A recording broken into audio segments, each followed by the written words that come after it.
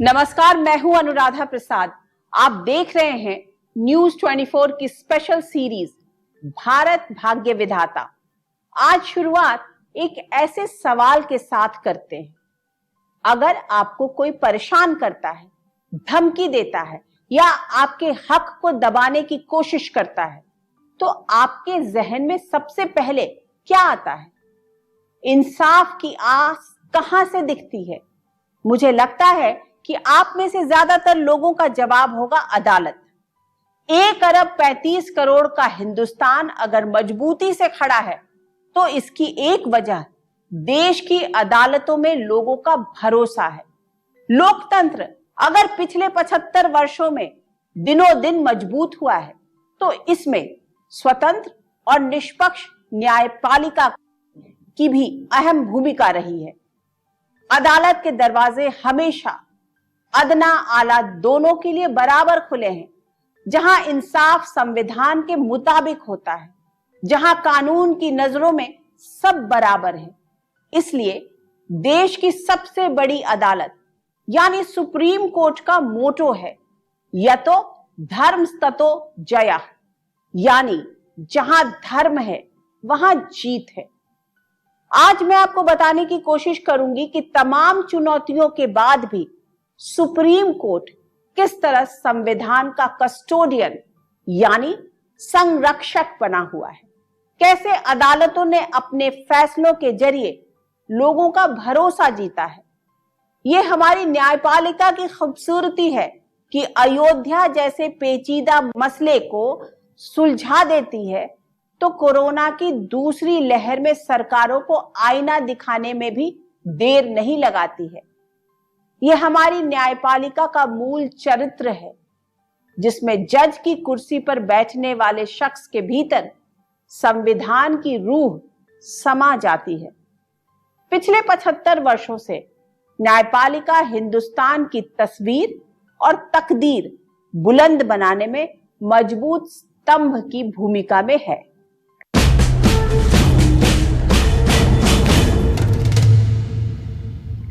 किसी भी मुल्क की सफलता और वहां के लोगों की खुशहाली का राज बहुत हद तक वहां की स्वतंत्र और निष्पक्ष न्यायपालिका में छिपा होता है। नहीं तो कितनी भी अच्छी शासन प्रणाली अपनाई जाए, मुल्क की हालत अंधेर नगरी चौपट राजा वाली हो जाती है। एक जमाना था जब राजा ही जज होता था, फैसला सुनाता था। इंसाफ कैसे होगा ये राजा के दयालु या क्रूर होने पर निर्भर करता था। वक्त के साथ दुनिया को एक न्यायिक प्रणाली मिली।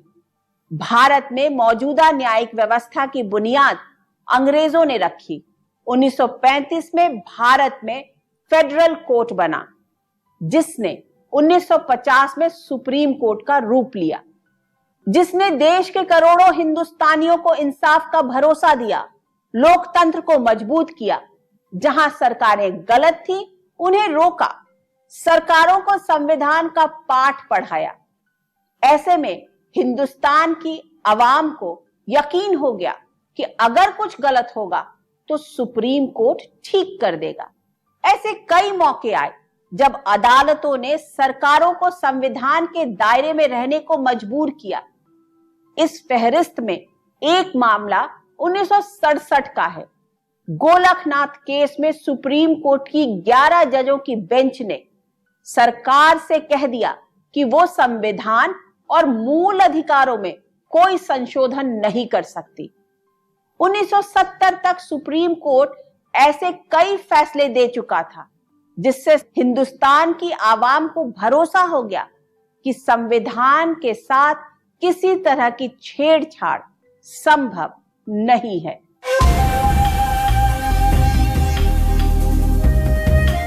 बात 70 के दशक की है। प्रधानमंत्री की कुर्सी संभाल रही इंदिरा गांधी बहुत ताकतवर हो चुकी थी। संसद उनके इशारे पर चल रही थी। अफसरों के हौसले बुलंद थे। लोगों में पुलिस का खौफ बढ़ता जा रहा था। लेकिन हिंदुस्तान का लोकतंत्र संविधान से चलता है। उसमें एक निष्पक्ष न्यायपालिका भी है, जिसे संविधान का संरक्षक कहा जाता है। बात 1967 की है। सुप्रीम कोर्ट में पंजाब के एक किसान गोलखनाथ का केस पहुंचा। उनकी खेती की जमीन पंजाब में भूमि हदबंदी कानून के तहत सरकार ने ले ली थी। इस परिवार ने भूमि अधिग्रहण के कानून को चुनौती देते हुए दलील दी कि यह उसके संपत्ति रखने, अर्जित करने और कोई भी व्यवसाय करने के मौलिक अधिकार का हनन करता है। तर्क दिया गया कि उनके जमीन का अधिग्रहण संविधान द्वारा दिए गए कानून के समक्ष समानता और कानून के समान संरक्षण के मौलिक अधिकारों के खिलाफ ठहरता है। इस केस ने एक बड़ा सवाल खड़ा कर दिया कि क्या मौलिक अधिकारों में संशोधन किया जा सकता है? क्या सरकार आम आदमी के मौलिक अधिकारों को खत्म कर सकती है? बड़ा ही महत्वपूर्ण फैसला वो फंडामेंटल राइट्स के पॉइंट ऑफ व्यू से हुआ।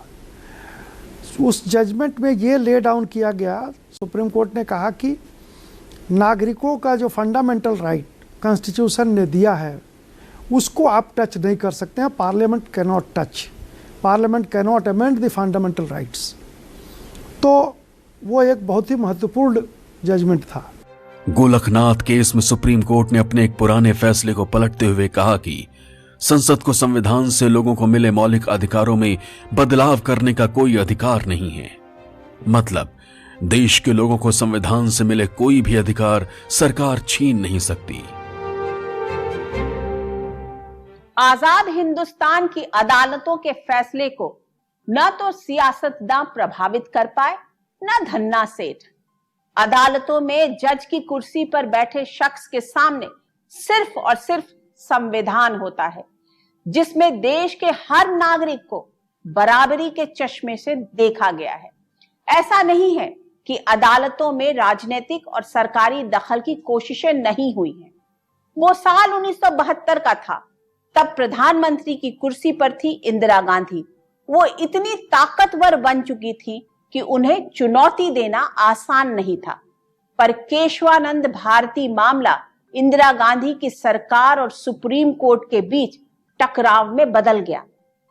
दरअसल गोलखनाथ मामले के फैसले के 2 साल बाद ही इंदिरा गांधी ने कुछ बड़े फैसले किए।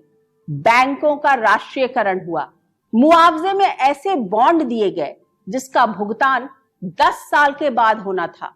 रियासतों को मिलने वाला सालाना पैसा बंद कर दिया गया। सुप्रीम कोर्ट ने सरकार के इन फैसलों को खारिज कर दिया। जवाब में इंदिरा सरकार 3 संविधान संशोधन लेकर आई और इन फैसले को दरकिनार कर दिया गया। केरल के एक मठ के प्रमुख केशवानंद भारती सरकार को चुनौती देते हुए सुप्रीम कोर्ट चले गए। उन्हें केरल सरकार ने अपने मठ की जमीन का प्रबंधन करने से रोका था। केशवानंद केस में सुप्रीम कोर्ट ने फैसला सुनाया कि संविधान में सिर्फ ऐसे संशोधन किए जा सकते हैं जिससे कि संविधान की मूल भावना को कोई नुकसान न पहुंचे। इस फैसले के कुछ ही समय बाद इंदिरा सरकार ने 3 जजों की वरिष्ठता को नजरअंदाज करते हुए जस्टिस A.N. रे को मुख्य न्यायाधीश बना दिया। Justice A.N. रे ने 13 जजों की बेंच गठित कर केशवानंद भारती मामले की समीक्षा करने की कोशिश की, लेकिन उन्हें कामयाबी नहीं मिली।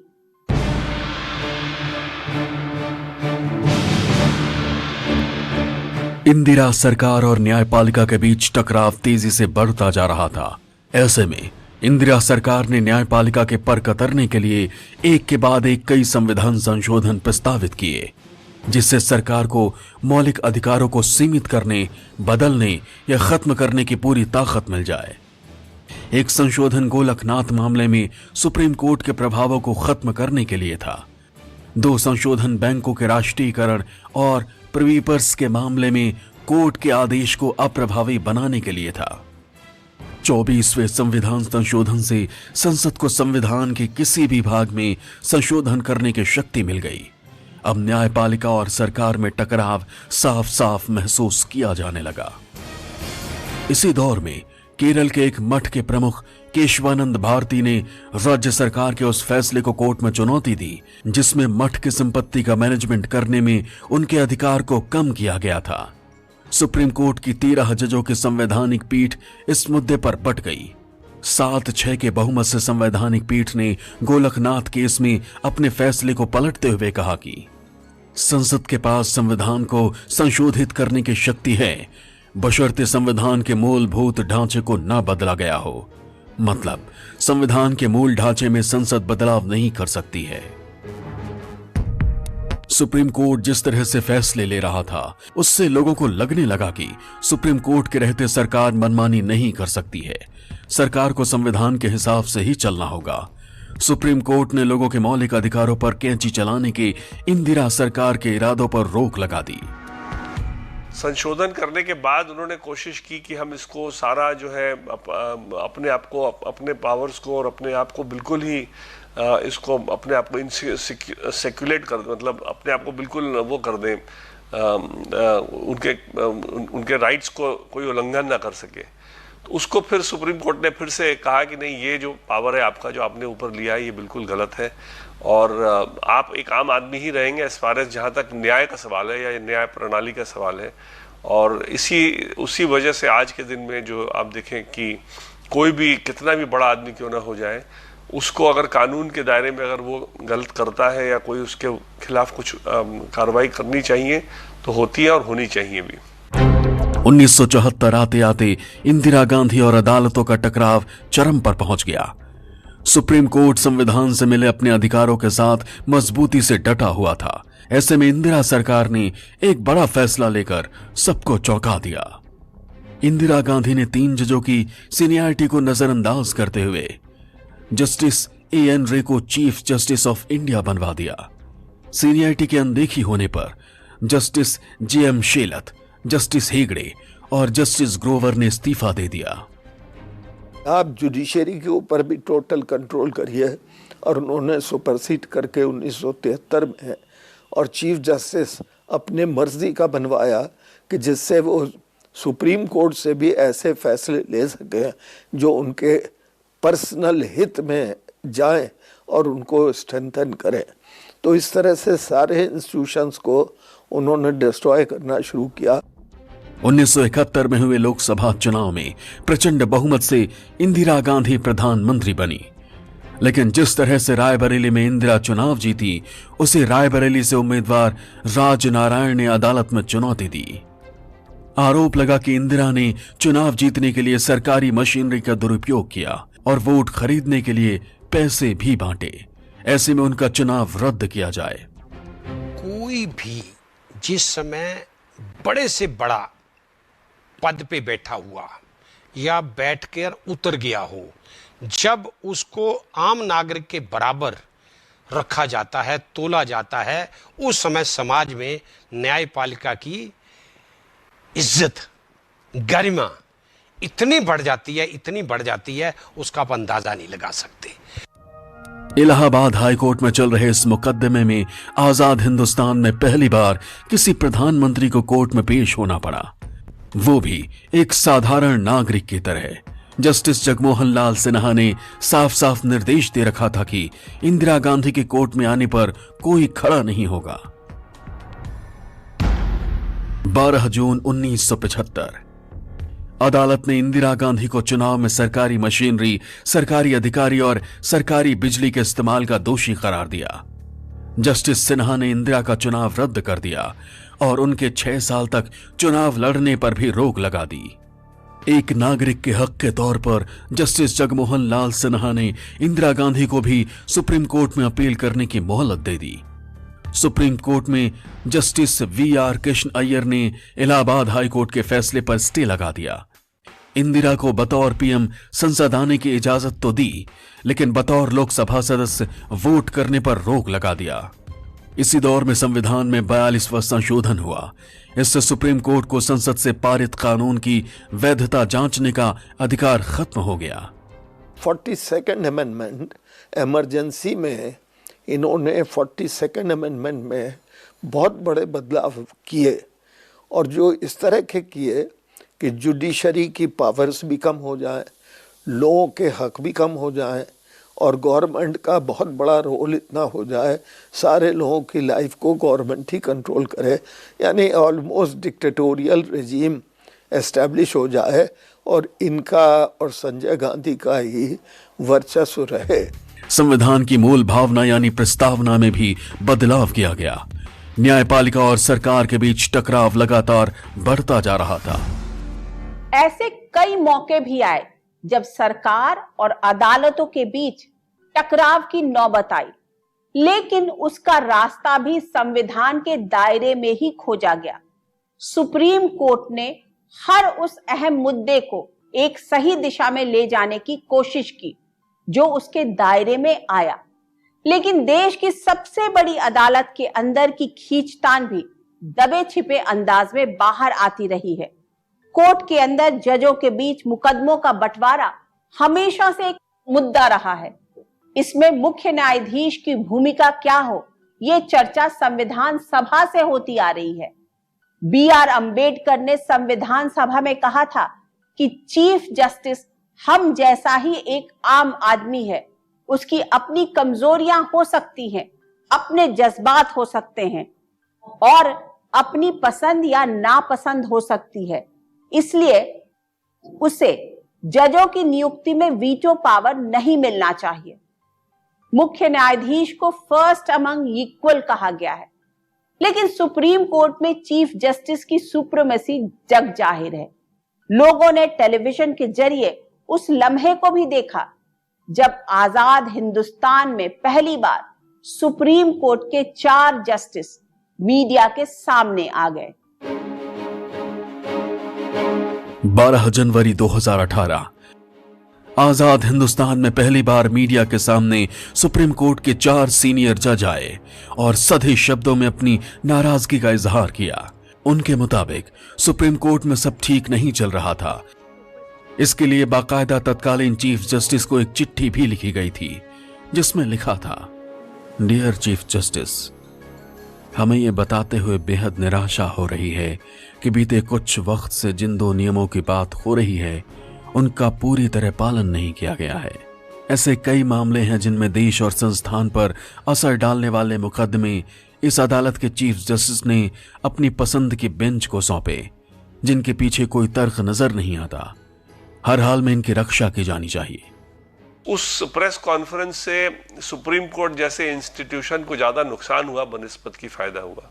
अगर कुछ खुलासा करना था तो करना चाहिए था, देश को बताना चाहिए था कि क्या गलत हो रहा है, लेकिन सिर्फ एक प्रश्न चिन्ह उठा करके छोड़ देना मेरे हिसाब से उसका कोई फायदा नहीं हुआ इस आज के सुप्रीम कोर्ट के फंक्शनिंग में। दरअसल सुप्रीम कोर्ट के जजों के बीच अहम मुकदमों की सुनवाई के लिए बनने वाले बेंच में शामिल होने के लिए भीतर खाने होड़ रहती है, लेकिन मौजूदा नियमों के मुताबिक ये चीफ जस्टिस ऑफ इंडिया तय करते हैं कि कौन जज किस मुकदमे की सुनवाई करेगा। एक डायनेमिक चीफ जस्टिस, वो सबको मिला जुला के चलते हैं, ऐसा ही इसका कॉन्सेप्ट है। जुडिशरी का जो कॉन्सेप्ट है, सुप्रीम कोर्ट या हाई कोर्ट का जो कॉन्सेप्ट है, उसमें सबको मिला जुला के, चूंकि जुडिशियल पावर सभी जजेज के बराबर है, उसमें कोई ना चीफ है ना ही कोई प्यूनी जज है, लेकिन एडमिनिस्ट्रेटिव मामलों में निश्चित तौर पर जो हेड ऑफ द इंस्टीट्यूशन है उसका कुछ अधिकार तो बनता है, उसका अधिकार बढ़ जाता है। Chief justice master of roster होता है, प्रशासनिक मामलों में प्रमुख भूमिका में होता है, लेकिन अपीलीय मामलों में उनकी भूमिका वही रहती है जो दूसरे जजों की होती है। लेकिन चीफ जस्टिस की मास्टर ऑफ रोस्टर वाली भूमिका उन्हें दूसरे जजों से प्रभावशाली बना देती है। इसी तरह जजों की नियुक्ति की कॉलेजियम व्यवस्था में भी चीफ जस्टिस अहम भूमिका निभाते हैं। ये सरकारों को देखना है, ये ऑनरेबल लॉ मिनिस्टर को देखना है, ये honourable chief justice of India को देखना है, हर chief justice of high court को देखना है, क्या कॉम्पिटेंट लॉयर्स उनका नाम जाए या ना जाए, नहीं जाए तो क्यों ना जाए। भारतीय न्यायपालिका की एक और खूबसूरती है, इसमें जजों की कोशिश होती है कि न्याय सिर्फ संविधान के मुताबिक ही नहीं होना चाहिए बल्कि दिखना भी चाहिए। इसी परंपरा को आगे बढ़ाने के लिए कई बार सुप्रीम कोर्ट या हाई कोर्ट के जज खुद को अपने से जुड़ाव दिखने वाले मुद्दों से खुद को अलग कर लेते हैं। हाल में आंध्र प्रदेश और तेलंगाना के बीच चल रहे कृष्णा नदी के जल बंटवारे पर चल रही सुप्रीम कोर्ट में सुनवाई से खुद को चीफ जस्टिस NV रमना ने अलग कर लिया। उन्होंने कहा, मैं कानूनी रूप से इस मामले पर सुनवाई नहीं करना चाहता। मेरा संबंध दोनों राज्यों से है। अगर यह मामला मध्यस्थता से हल होता है तो कृपया ऐसा करिए। हम उसमें मदद कर सकते हैं, वरना मैं इसे दूसरी पीठ के पास भेज दूंगा। इस साल जून में सुप्रीम कोर्ट की जस्टिस इंदिरा बनर्जी ने बंगाल चुनाव के बाद हुई हिंसा के केस की सुनवाई करने से मना कर दिया था, तो जून में ही सुप्रीम कोर्ट के जस्टिस अनिरुद्ध बोस ने नारदा टेप कांड मामले की सुनवाई से खुद को अलग करने का फैसला किया। दिल्ली हाई कोर्ट के जस्टिस अनूप जयराम भंबानी ने डिजिटल मीडिया हाउस और आईटी गाइडलाइंस से जुड़े केस से खुद को अलग कर लिया। इसी तरह 3 साल पहले अयोध्या केस की सुनवाई के लिए बनी सुप्रीम कोर्ट की बेंच से खुद को जस्टिस यूयू ललित ने अलग कर लिया था। जब भी किसी जज को कॉन्फ्लिक्ट ऑफ इंटरेस्ट यानी हितों में टकराव दिखता है तो वो खुद को केस से अलग कर लेते हैं।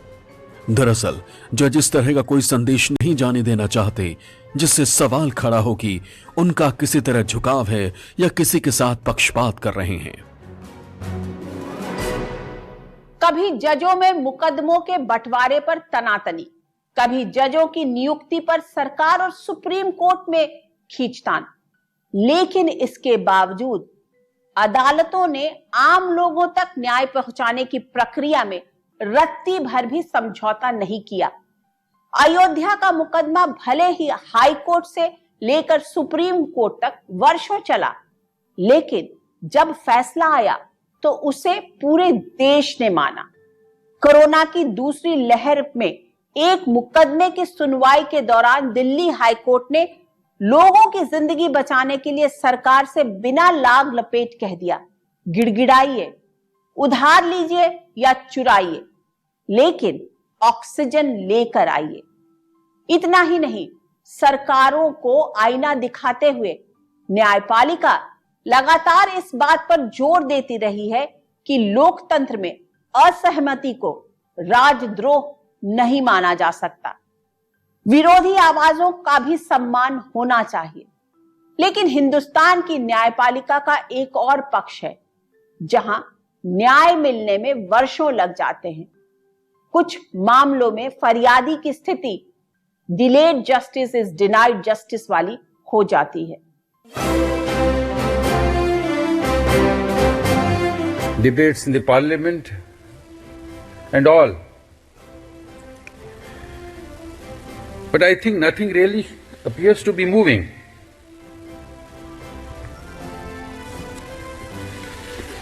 The central government says, yes, we commit ourselves, but it is the state government's responsibility. The state governments say, no, let the central government provide funds to us, assistance to us. And while this tug of war goes on, the judge strength remains where it is.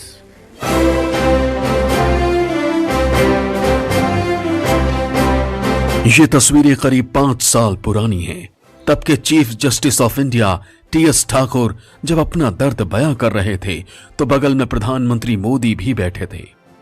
वो अदालतों में जजों की तादाद बढ़ाने की बात कर रहे थे जिससे लोगों को जल्दी न्याय मिल सके और जजों पर मुकदमों का बोझ थोड़ा हल्का हो।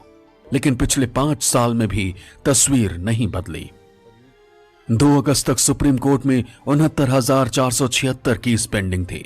15 अप्रैल तक हाई कोर्ट में 57,53,000 केस फैसले का इंतजार कर रहे थे, तो निचली अदालतों में 3,81,00,000 केस लंबित पड़े हुए थे। देश की अदालतों में जो न्याय मिलने की रफ्तार है उसे देखते हुए नीति आयोग ने 2018 में पेंडिंग केसों के निपटारे का अनुमान लगाया था।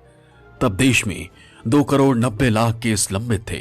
नीति आयोग ने अनुमान लगाया था कि अगर यही रफ्तार रही तो अदालतों में पेंडिंग केसों के निपटारे में 324 साल लग जाएंगे। जरा सोचिए, अब अदालतों में लंबित केसों के निपटारे में कितने वर्ष और जुड़ जाएंगे। इस हालात में जो मुकदमों की इस समय मिकदार है या नंबरिंग है वो इतनी बढ़ रही है कि जिसका आप अंदाज़ा नहीं लगा रहे हैं। लेकिन अल्टीमेटली इस चुनौती को स्वीकार करते हुए इसका सामना करेगी न्यायपालिका। आपको पता है कि एक ऐसा डेमोक्रेसी का स्तंभ है और इसमें इतनी कॉम्पिटेंस है कि इस चुनौती को का ये समुद्र पार कर जाएंगे। ये सुप्रीम कोर्ट से लेकर निचली अदालतों तक में जजों की भारी कमी है। हाल में कॉलेजियम की ओर से सुप्रीम कोर्ट में तैनाती के लिए 9 नामों की सिफारिश केंद्र सरकार को भेजी गई है। उसमें 3 महिला जज भी शामिल हैं। ये नाम है कर्नाटक हाईकोर्ट के chief justice AS Oka, Gujarat high court के chief justice Vikramnath, Sikkim high court के chief justice JK Maheshwari, Telangana high court के chief justice Hima Kohli, Karnataka high court के जज justice BV Nagarathna, Kerala high court के justice CT Ravi Kumar, Madras high court justice MM Sundresh, Gujarat high court के जस्टिस बेला M त्रिवेदी और सीनियर एडवोकेट PS नरसिम्हा। माना जा रहा है कि जस्टिस BV नागरत्ना देश की पहली महिला चीफ जस्टिस ऑफ इंडिया बन सकती हैं। अगर सरकार ने कॉलेजियम में शामिल सभी नामों पर मुहर लगा दी तो सुप्रीम कोर्ट में जजों की संख्या 33 हो जाएगी। लेकिन इसके बाद भी सुप्रीम कोर्ट के लिए तय जजों के पदों में से एक खाली बचा रह जाएगा। न्यायपालिका के सामने आज की तारीख में सबसे बड़ा चैलेंज ये है कि जो भी सैंक्शन पोस्ट हैं उसको भरे जाएं जितनी जल्दी हो सके। मुझे उम्मीद है कि अभी जो वर्तमान हमारे मुख्य न्यायाधीश महोदय हैं भारत देश के, उन्होंने इस संदर्भ में कदम उठाया है। उनके आते ही 9 जजेज के नाम रिकमेंड हुए हैं। अब देखें गवर्नमेंट क्या करती है।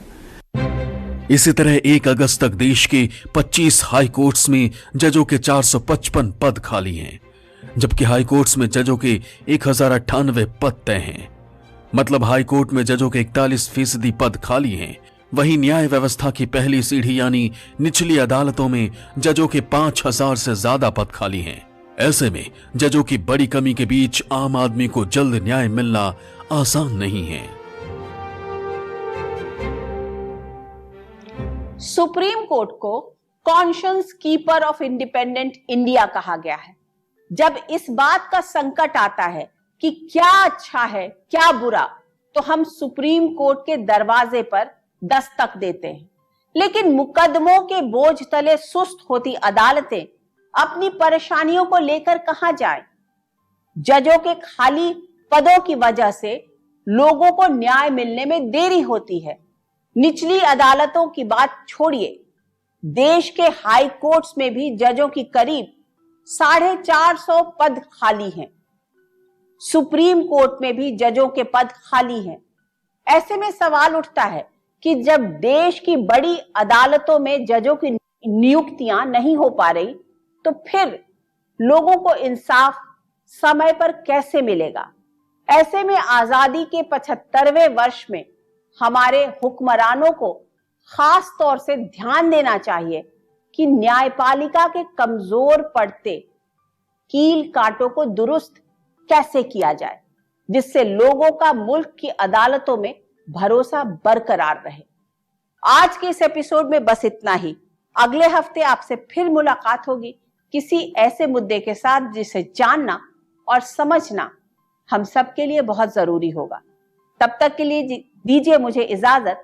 निष्पक्ष खबर, सटीक विश्लेषण और अपने हक से जुड़े मुद्दों के लिए आप देखते रहिए न्यूज़ 24। नमस्कार।